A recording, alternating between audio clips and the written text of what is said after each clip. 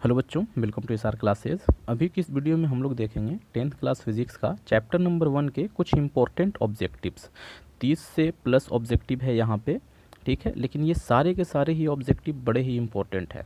इसमें से आधे से ज़्यादा तो ऐसे हैं जो एग्ज़ाम में बन चुके हैं, ठीक है बच्चों। तो आइए हम लोग स्टार्ट करते हैं। सबसे पहला सवाल है कि समतल दर्पण द्वारा बना प्रतिबिंब कैसा होता है। तो समतल दर्पण से जो प्रतिबिंब बनता है वो हमेशा काल्पनिक होता है, ठीक है। तो इसका आंसर हो जाएगा काल्पनिक प्रतिबिंब बनता है। और दूसरा सवाल यहाँ पे है कि प्रकाश के परावर्तन के कितने नियम होते हैं। तो हम सब लोग जानते हैं कि प्रकाश के परावर्तन के 2 नियम होते हैं। यहाँ पे सिर्फ नियम पूछा जा रहा है, तो नियम ही बताना है कि 2 नियम होते हैं, ये नहीं बताने लगना है कि कौन कौन से होते हैं, ठीक है। तो आंसर हो जाएगा 2, ठीक है बच्चों। अब आगे बढ़ते हैं अगले सवाल की तरफ। अगला सवाल है वास्तविक प्रतिबिंब किस दर्पण से प्राप्त होता है। बड़ा ही इंपॉर्टेंट सवाल है ये, और थोड़ा सा कंफ्यूजिंग भी है। तो वास्तविक प्रतिबिंब जो है वो अवतल दर्पण से प्राप्त होता है। तो इसका आंसर क्या हो जाएगा, अवतल दर्पण, ठीक है। अब अगले सवाल की तरफ बढ़ते हैं। अगला सवाल है आभासी प्रतिबिंब किस दर्पण से प्राप्त होता है। ये जो सवाल है वो इस बार एग्जाम में भी पूछा गया था। तो आभासी प्रतिबिंब किस दर्पण से प्राप्त होता है, आप लोग बताइए, थोड़ा सा सोचिए। तो आभासी प्रतिबिंब जो है वो अवतल दर्पण से भी बनता है, उत्तल दर्पण से भी बनता है, और साथ ही साथ समतल दर्पण से भी बनता है। तो यहाँ पे ये तीनों ही इसके आंसर हो जाएंगे, ठीक है बच्चों। तो क्या हो जाएगा, समतल दर्पण, अवतल दर्पण और साथ ही साथ उत्तल दर्पण। अगले सवाल की तरफ जाते हैं। वस्तु से छोटा और आभासी प्रतिबिंब किस दर्पण से बनता है। ये है सवाल कि एक ऐसा मतलब दर्पण जिससे हमेशा वस्तु से छोटा प्रतिबिंब बनता हो और साथ ही साथ आभासी बनता हो, ठीक है। तो ऐसा तो सिर्फ एक ही दर्पण होता है, और वो कौन सा है, उत्तल दर्पण। तो आंसर क्या हो जाना चाहिए, उत्तल दर्पण, ठीक है।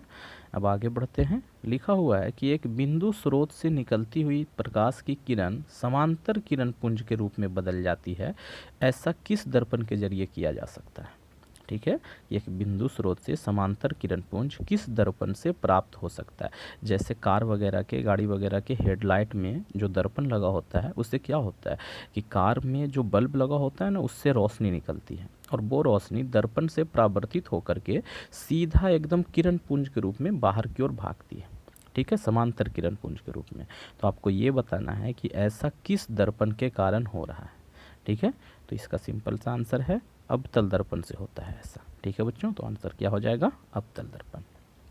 अगला सवाल है अवतल दर्पण में जब प्रतिबिंब फोकस पे बनता है तो आपने ये बताना है कि वस्तु कहाँ होता है। बड़ा ही इंपॉर्टेंट सवाल है ये, और ये सवाल भी बहुत इंपॉर्टेंट है बच्चों, एग्जाम में आने के पूरे चांसेस होते हैं इसके, ठीक है।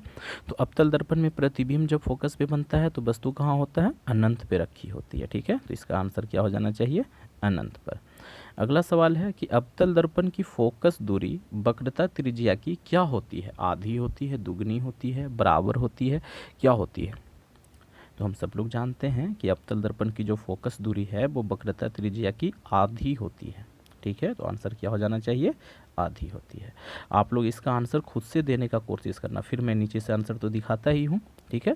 और अगर आप लोगों को इसका पीडीएफ चाहिए ये वाला, तो आप लोग मेरे नंबर पे मैसेज कर देना, मैं भेज दूंगा। मैं वीडियो के एंड में अपना नंबर दे दूंगा, ठीक है बच्चों। तो अगले सवाल की तरफ जाते हैं। अगला सवाल है कि अवतल दर्पण में जब वस्तु P और F के बीच में रखी हुई हो तो उसका प्रतिबिंब कैसा बनता है, ठीक है। अवतल दर्पण में जब वस्तु P यानी कि ध्रुव और F यानी कि फोकस उन दोनों के बीच में रखा हुआ रहे तो फिर उसका प्रतिबिंब कैसा बनता है। सवाल ये है, आंसर क्या हो जाना चाहिए कि सीधा बनता है, काल्पनिक बनता है, और वस्तु से बड़ा बनता है। ये 3 चीज़ होता है, हम लोग जानते हैं। जो भी ऑप्शन में रहेगा वो हम लोग आंसर दे देंगे। क्या बोलता है जी, प्रतिबिंब आभासी और बड़ा बनता है, ठीक है, बहुत अच्छी बात है। अगला सवाल है कि मोटर गाड़ी के चालक के सामने लगा रहता है, मतलब कि कौन सा दर्पण लगा रहता है, ये आपसे पूछा जा रहा है। तो मोटर गाड़ी में, मोटर गाड़ी मतलब जितने भी गाड़ी हो गए, ठीक है, जिसमें मोटर के जरिए चलती है वो गाड़ियाँ, वो ड्राइवर के बगल में जो साइड मिरर के रूप में जो दर्पण लगा होता है वो कौन सा होता है। तो ये जो दर्पण होता है वो उत्तल दर्पण होता है। उत्तल दर्पण क्यों लगाया जाता है, ये भी कई बार सवाल बनता है। तो उत्तल दर्पण इसलिए लगाया जाता है क्योंकि उत्तल दर्पण में जो प्रतिबिंब बनता है ना वो सीधा बनता है, और साथ ही साथ वस्तु से बहुत ही छोटा बनता है, जिसके कारण बड़े बड़े ट्रक का भी इमेज क्या होता है, एक छोटे से दर्पण में बन जाता है, और सीधा तो बनता ही है, ठीक है जी। तो इसका आंसर क्या हो जाएगा? उत्तल दर्पण। अगला सवाल है कि उत्तल दर्पण द्वारा बना प्रतिबिंब कैसा होता है, उसका प्रकृति पूछ रहा है। काफ़ी इंपॉर्टेंट सवाल है ये। तो उत्तल दर्पण से बना प्रतिबिंब क्या होता है? हमेशा ही काल्पनिक प्रतिबिंब बनता है उत्तल दर्पण से, और साथ ही साथ हमेशा सीधा बनेगा। अगर प्रतिबिंब काल्पनिक बनाना तो वो हमेशा ही सीधा बनेगा, ठीक है जी, और वस्तु से छोटा भी बनता है। ये 3 चीज़ होता है गुण। अब तीनों में से कोई भी ऑप्शन में रहेगा वो हमारा आंसर हो जाएगा। तो ऑप्शन में क्या है? काल्पनिक और सीधा। छोटा नहीं दे रखा है, कोई चीज़, कोई दिक्कत नहीं है, ठीक है। आगे बढ़ते हैं। दाढ़ी बनाने में किस दर्पण का उपयोग होता है? देखिए, तो हम लोग जब दाढ़ी बनाना चाहेंगे तो हम क्या चाहेंगे कि हमारा जो फेस है वो बड़ा दिखे या छोटा दिखे? जाहिर सी बात है, हम ये चाहेंगे कि हमारा फेस बड़ा दिखे, ठीक है, ताकि मतलब अभी ना मतलब दाढ़ी रखने का ये चल गया है, बियर्ड रखने का। वरना पहले क्या था? पहले लोग क्लीन शेव रहते थे, तो और क्लीन शेव करवाने के ये में टाइम पे कभी कभी कहीं पे कुछ बाल छूट जाते थे, ठीक है। तो अगर दर्पण में हमारा फेस बड़ा दिखे तो हमें दिख जाएगा कि बाल यहाँ पे छूटा हुआ है, ठीक है। तो इसीलिए हमको एक ऐसा दर्पण चाहिए जो हमारे फेस को बड़ा बना के दिखाए। तो बड़ा बना के कौन दिखाता है? दिखाता है अवतल दर्पण। जब हम क्या करें, अपना कुर्सी जो है, चेयर, सैलून वगैरह में जो हम लोग बैठते हैं, अपने चेयर को दर्पण के P और F के बीच में रख देंगे तो प्रतिबिंब सीधा बनेगा और वस्तु से बड़ा बनेगा। तो यहाँ पे आंसर क्या हो जाएगा? अवतल दर्पण, ठीक है। अगला सवाल है कि एक दर्पण से किसी भी दूरी पर रखी वस्तु का सीधा प्रतिबिंब ही प्राप्त होता है।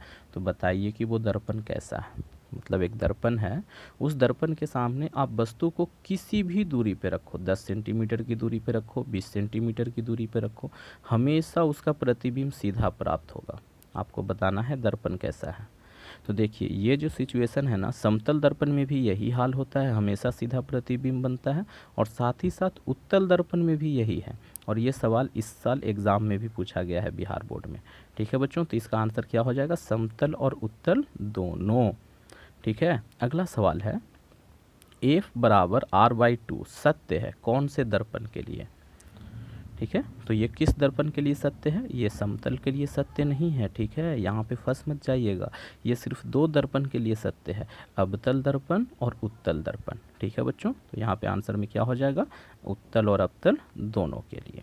समतल के लिए नहीं है, क्योंकि समतल दर्पण का फोकस दूरी अनंत होता है, ठीक है। तो जब हमें यही नहीं पता है कि फोकस कितना है तो उसका वक्रता त्रिज्या कितना होगा, ये कहाँ से पता होगा, ठीक है। तो उसके लिए नहीं होता, सिर्फ और सिर्फ उत्तल और अवतल के लिए होता है, ध्यान रखिएगा इस बात का। अगले सवाल की तरफ बढ़ते हैं। कह रहा है यदि आवर्धन, जिसको हम लोग छोटा m से दिखाते हैं, उसका मान ऋणात्मक हो तो आपने ये बताना है कि प्रतिबिंब की प्रकृति कैसी होती है, ठीक है। तो आवर्धन अगर ऋणात्मक है तो इसका मतलब प्रतिबिंब जो है वो कैसा है? वास्तविक प्रतिबिंब है। वास्तविक प्रतिबिंब के कारण ही आवर्धन ऋणात्मक में आता है। आंसर क्या देता है इसका? अच्छा, यहाँ पर तो ये है, ऑप्शन मैंने लिख रखा है कि वस्तु से छोटा है, वस्तु से बड़ा है, सीधा है, उल्टा है। तो अब आप लोग बताओ क्या हो जाएगा? देखिए, तो वस्तु से छोटा भी हो सकता है, बड़ा भी हो सकता है। अब इसमें तो कन्फ्यूज़न है, ठीक है। यहाँ से हम लोग नहीं बता सकते। वस्तु से बड़ा, इसका आवर्धन से कोई लेना देना नहीं है। सीधा प्रतिबिंब अगर बनता है इसका मतलब कि वो कैसा है? काल्पनिक प्रतिबिंब है। उल्टा प्रतिबिंब अगर बनता है इसका मतलब वो वास्तविक है। वास्तविक प्रतिबिंब ही उल्टा बनता है। और ये जो आवर्धन ऋणात्मक है इसका मतलब प्रतिबिंब क्या है? वास्तविक है। और वास्तविक प्रतिबिंब कैसा होता है? उल्टा होता है। यानी कि यहाँ पे हमारा आंसर क्या हो जाएगा? उल्टा हो जाएगा, ठीक है। चलिए आगे बढ़ते हैं। अगला जो सवाल है हमारा वो है, प्रकाश कैसे चलता है? तो प्रकाश सीधी रेखा में चलता है, ठीक है बच्चों। इसका सीधा सा आंसर हो जाएगा कि प्रकाश जो है वो सरल रेखा में गमन करती है। अगला सवाल है कि यदि हमेशा के लिए वस्तु का आकार और प्रतिबिंब का आकार बराबर हो तो बताइए कि दर्पण कौन सा है। हमेशा से मतलब ये है कि वस्तु को किसी भी डिस्टेंस पे रखो दर्पण से, हमेशा ही उसका जो प्रतिबिंब है वो वस्तु के आकार का ही बनेगा। अगर 10 सेंटीमीटर ऊंचा आप वस्तु लेके गए हो तो प्रतिबिंब भी 10 सेंटीमीटर की ऊंचाई का ही बनेगा, उससे कम या ज़्यादा नहीं बनेगा। ऐसा किस दर्पण में संभव है? तो हम लोग जानते हैं कि अवतल दर्पण तो बड़ा ही अजीब होता है, वो कभी बड़ा बनाता है, कभी छोटा बनाता है, कभी कभी बराबर भी बनाता है, ठीक है। और उत्तल दर्पण में क्या होता है, हमेशा वस्तु जो होता है उससे छोटा प्रतिबिंब बनता है। तो ये किसके लिए बात हो रहा है, समतल दर्पण के लिए। समतल दर्पण ही एक ऐसा दर्पण है जिसमें जो प्रतिबिंब का आकार होता है वो वस्तु के आकार के बराबर होता है। ठीक है, तो आंसर क्या हो जाएगा, समतल दर्पण। अगले सवाल की तरफ बढ़ते हैं। सवाल है कि किस प्रतिबिंब को पर्दे पर प्राप्त किया जा सकता है। प्रतिबिंब जो होता है वो दो प्रकार का होता है, कौन सा, एक होता है वास्तविक प्रतिबिंब और एक होता है काल्पनिक प्रतिबिंब। तो पर्दे पर हम लोग किसको प्राप्त कर सकते हैं, वास्तविक को। ठीक है बच्चों, तो यहाँ पे हो जाएगा वास्तविक प्रतिबिंब। ठीक है, अगले सवाल की तरफ बढ़ते हैं। सवाल है कि आपतन कोण और परावर्तन कोण में क्या संबंध है। तो ये बड़ा इम्पोर्टेंट सवाल है और बड़ा ही हल्का सा सवाल है, मतलब तकरीबन हर बच्चों को ये बात पता होता है कि आपतन कोण और परावर्तन कोण में क्या रिश्ता है। तो रिश्ता ये है कि दोनों ही बराबर होते हैं। ठीक है, तो आंसर क्या हो जाएगा इसका, कि बराबर होते हैं। अच्छा, अगला सवाल है कि उत्तल दर्पण से केवल कैसा प्रतिबिंब बनता है। तो उत्तल दर्पण से हमेशा काल्पनिक प्रतिबिंब बनता है, सीधा प्रतिबिंब बनता है और वस्तु से छोटा प्रतिबिंब बनता है। तीन चीज होता है, तीनों में से ऑप्शन में जो भी रहेगा वो हमारा आंसर हो जाएगा। फिलहाल क्या है जी, काल्पनिक ऑप्शन में था तो मैंने यहाँ पे क्या लिखा है कि काल्पनिक प्रतिबिंब बनता है। ठीक है, काल्पनिक के अलावा भी दो चीज़ और होता है, क्या होता है, सीधा भी होता है और वस्तु से छोटा भी होता है। अगर ऑप्शन में वो दोनों रहे और ये नहीं रहे, दोनों तो नहीं रहेगा, दोनों में से कोई एक रहेगा। ठीक है, तो हम लोग उसको मारेंगे। अभी यहाँ पे ऑप्शन में काल्पनिक था तो यहाँ पे आंसर क्या हो जाएगा, काल्पनिक प्रतिबिंब। अगला सवाल है कि आभासी और वास्तविक दोनों प्रतिबिंब किस दर्पण से बन सकते हैं। मोस्ट इंपॉर्टेंट सवालों में से एक सवाल है ये। ठीक है, कि एक ऐसा दर्पण बताइए जिससे आभासी प्रतिबिंब भी बनता हो और साथ ही साथ वास्तविक प्रतिबिंब भी बनता हो। तो समतल दर्पण से तो हमेशा ही आभासी बनता है, उत्तल दर्पण से हमेशा आभासी बनता है, मतलब वास्तविक बना ही नहीं सकता। तो वास्तविक प्रतिबिंब बनाने का दम सिर्फ और सिर्फ अवतल दर्पण में है। ठीक है, तो आंसर क्या हो जाएगा, अवतल दर्पण। अच्छा, अगला सवाल है, ये सवाल एग्जाम में कई बार पूछा गया है। ये सवाल, आपतित प्रकाश की दिशा में मापी गई सभी दूरियां क्या होती हैं। तो ये धनात्मक होती हैं, प्लस में होती हैं। ठीक है बच्चों, इसको आप लोग याद रख लीजिएगा। अगला सवाल है, सभी दूरियां गोलीय दर्पण के कहाँ से मापी जाती है। बीच में ये खाली स्थान मैंने छोड़ दिया है, इसको भरना है। कहाँ से मापी जाती हैं, तो हम सब लोग जानते हैं कि दूरियां जो होती हैं वो दर्पण के ध्रुव से मापी जाती हैं। तो यहाँ पे क्या हो जाएगा, ऑप्शन में ध्रुव रहेगा तो हम लोग ध्रुव मार देंगे। हाँ जी, ध्रुव तो आंसर है हमारा। ठीक है, अब अगले सवाल की तरफ बढ़ते हैं। सवाल है, अवतल दर्पण की फोकस दूरी प्लस में होती है या माइनस में होती है। ये बहुत इंपॉर्टेंट सवाल है, मतलब सबसे ज़्यादा इंपॉर्टेंट में से एक सवाल कह सकते हो इसको। क्यों भाई, मैं इस पर इतना ज़्यादा फोकस क्यों कर रहा हूँ, वो इसलिए कि अगर ये चीज़ आपको पता नहीं होगा ना तो जो आंकिक प्रश्न है आप वो नहीं बना पाओगे। आंकिक प्रश्न बनाने के लिए आपको ये पता होना ज़रूरी है। तो अवतल दर्पण का जो फोकस होता है ना वो दर्पण से बाईं ओर स्थित होता है और दर्पण से बाईं ओर की सभी दूरियां हम लोग क्या लेते हैं, माइनस में लेते हैं। ठीक है, तो ये किस में होगा, माइनस में, यानी कि ऋणात्मक होगा।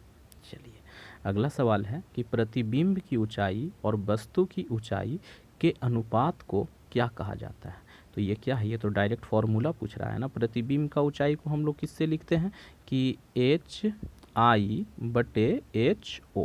ये क्या है जी, ये तो आवर्धन का फॉर्मूला है, तो इसे हम लोग क्या कहते हैं, आवर्धन कहते हैं। चलिए, अगला सवाल है। सवाल है कि यदि आवर्धन m बराबर पॉजिटिव है, प्लस में है, तो इसका मतलब प्रतिबिंब जो आया है वो कैसा प्रतिबिंब है। देखिए, तो आवर्धन जब माइनस में था तो प्रतिबिंब कैसा था, वास्तविक था। तो अगर आवर्धन प्लस में रहेगा तो प्रतिबिंब कैसा होगा, काल्पनिक होगा। ठीक है, तो आभासी बोलो या काल्पनिक बोलो, बात तो एक ही है। अगला सवाल है कि सौर ऊर्जा को संचित करने के लिए किस दर्पण की आवश्यकता होती है, या क्या कह सकते हो कि सौर ऊर्जा को संचित कौन सा दर्पण करता है। संचित करने का मतलब होता है उसका इस्तेमाल करना, इकट्ठा करना। ठीक है, तो ये काम सिर्फ एक ही दर्पण कर सकता है और वो है अवतल दर्पण। और इसका एक प्रमुख एग्जाम्पल क्या है, सोलर कुकर, है ना।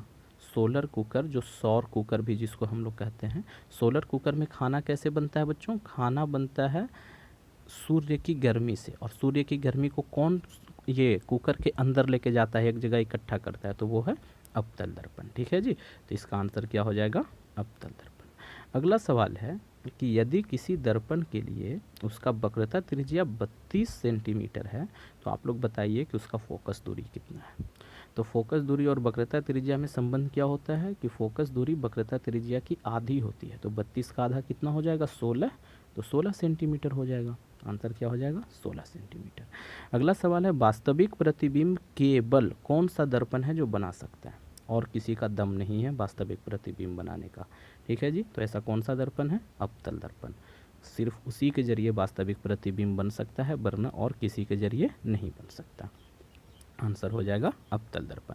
अब देखिए 30वां नंबर का सवाल है कि यदि किसी दर्पण के लिए f is equal to -15 centimetre है तो सबसे पहले तो ये बताइए कि दर्पण कैसा है, और उसके बाद बताइए कि वक्रता त्रिज्या कितना होगा। अब देखिए f का जो मान है वो निगेटिव है, तो निगेटिव मान इसका मतलब दर्पण कैसा हो गया अवतल। अवतल दर्पण का फोकस दूरी माइनस में होता है। ठीक है, और जो वक्रता त्रिज्या होता है वो फोकस दूरी का दुगना होता है, यानी कि ये कितना हो जाएगा 30 सेंटीमीटर। ठीक है बच्चों, तो इस तरीके से हमने चैप्टर 1 के 30 इम्पोर्टेंट क्वेश्चन किए हैं। अगर आपने इसको कर लिया तो इससे बाहर एग्ज़ाम में सवाल आने के चांसेस नहीं हैं। अगर आ गए तो खैर कह नहीं सकते, वरना आने का चांस ऐसे है नहीं। अगर आपने इतना अच्छे से याद कर लिया तो समझिए कि इस चैप्टर से तो आपने सारा कुछ कर लिया ऑब्जेक्टिव के रूप में। ठीक है बच्चों, तो अगर वीडियो आप लोगों को पसंद आया है तो इसे एक लाइक कर दीजिए, दोस्तों में शेयर करना बिल्कुल नहीं भूलना है, और अगर चैनल से ज़्यादा लाभ उठाना चाहते हैं तो आप लोग चैनल को सब्सक्राइब भी कर सकते हैं। और अगर ये PDF चाहिए तो आप लोग मेरा नंबर नोट कर लें 88606989 और 79। सिर्फ मैसेज ही करना है, ठीक है, कॉल वगैरह नहीं करना है। Thanks for watching. बने रहिए SR क्लास के साथ।